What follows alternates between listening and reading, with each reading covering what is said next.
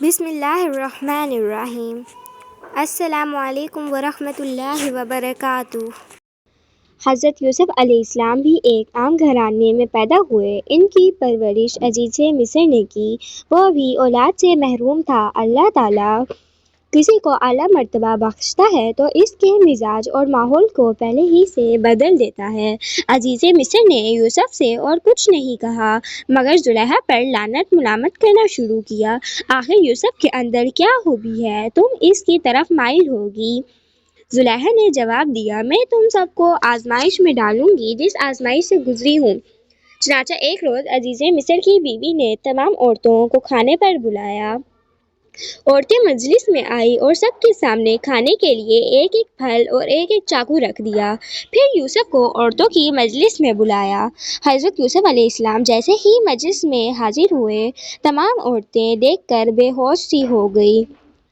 ایک نشہ سا طاری ہو گیا۔ چاقو سے پھل کاٹنے کی بجائے سب نے اپنی اپنی انگلیاں کاٹ لیں۔ انگلیوں سے خون بہنے لگا۔ زلیخا نے برا بھلا کہنے والی عورتوں سے کہا کہ تم سب کو کیا ہو گیا کہ تم ہوش میں نہ رہیں؟ پھل کاٹنے کی بجائے اپنی اپنی انگلیاں کاٹ لیں۔ عورتوں نے کہا کہ ماشاء اللہ، یہ تو بشر نہیں ہے، یہ تو فرشتہ ہے، فرشتہ۔ اسے دیکھ کر تو ہمارے ہوش اڑ گئے۔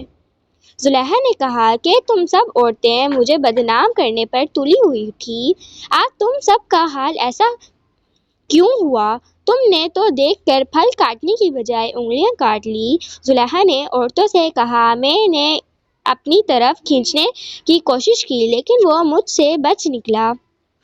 اگر اس نے میری بات نہ مانی تو میں اسے قید کروا دوں گی۔ اس پر یوسف علیہ السلام نے فرمایا، اے رب، مجھے قید پسند ہے مگر اس کے پاس جانا پسند نہیں ہے۔ اے رب، مجھے تو ہی بچا سکتا ہے۔ اگر اس کے قریب آ جاؤں میں تو جاہلوں میں سے ہو جاؤں گا۔ اللہ نے یوسف علیہ السلام کو بچا لیا۔ زلیخا کی جب زیادہ بدنامی ہونے لگی، یوسف علیہ السلام نے بھی قریب آنے سے انکار کر دیا تو یوسف علیہ السلام کو قید خانے میں ڈال دیا گیا۔ حضرت یوسف علیہ السلام کی نیکی کا چرچا سارے شہر میں تھا۔ یہ بات ہر عورت جانتی تھی۔ حضرت یوسف علیہ السلام قید خانے میں تھے اور اللہ کا ذکر کیا کرتے تھے۔ قید خانے میں لوگوں کو نیکی کی دعوت دیتے تھے۔ یوسف علیہ السلام جب قید میں تھے تو ان کے بعد 2 اور نئے قیدی بھی قید خانے میں آئے۔ ایک شخص وہ تھا جو بادشاہ کو شراب پلایا کرتا تھا، دوسرا قیدی باورچی خانے کا افسر تھا۔ دونوں نے کوئی قصور کیا تھا، اس لیے بادشاہ نے اس کی سزا دی تھی۔ حضرت یوسف علیہ السلام لوگوں کو سچا راستہ دکھاتے تھے، اللہ کا حکم بیان کرتے تھے، اس لیے قید خانے کے لوگ حضرت یوسف علیہ السلام سے عقیدت رکھتے تھے اور یہ جانتے تھے کہ یوسف علیہ السلام نیک اور پارسا ہیں۔ اس لیے دونوں میں سے ایک شخص نے حضرت یوسف علیہ السلام سے کہا، میں نے خواب میں دیکھا ہے کہ میں بادشاہ کو شراب پلا رہا ہوں، اس خواب کی کیا تعبیر ہے؟ دوسرے نے کہا، میں خواب میں دیکھ رہا ہوں کہ میرے سر پر روٹیاں رکھی ہوئی ہیں اور پرندے میرے سر پر رکھی ہوئی روٹیوں کو نوچ نوچ کر کھا رہے ہیں، اس کی کیا تعبیر بھی مجھے بتائیں۔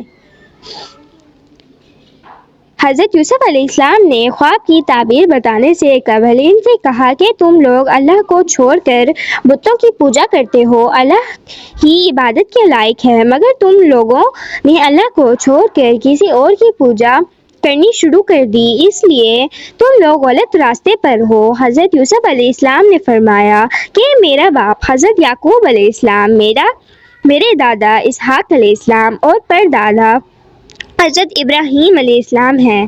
ہمارے باپ دادا اور پردادا اللہ کے بھیجے ہوئے پیغمبر تھے جو صرف ایک اللہ کو مانتے تھے، اللہ کے ساتھ کسی کو شریک نہیں ٹھہراتے تھے۔ ہم سب پر اللہ کا فضل ہے لیکن بہت سے لوگ شکر نہیں کرتے۔ حضرت یوسف علیہ السلام قیدیوں کو تبلیغ کرتے تھے، انہیں نیکی کی باتیں بتایا کرتے تھے۔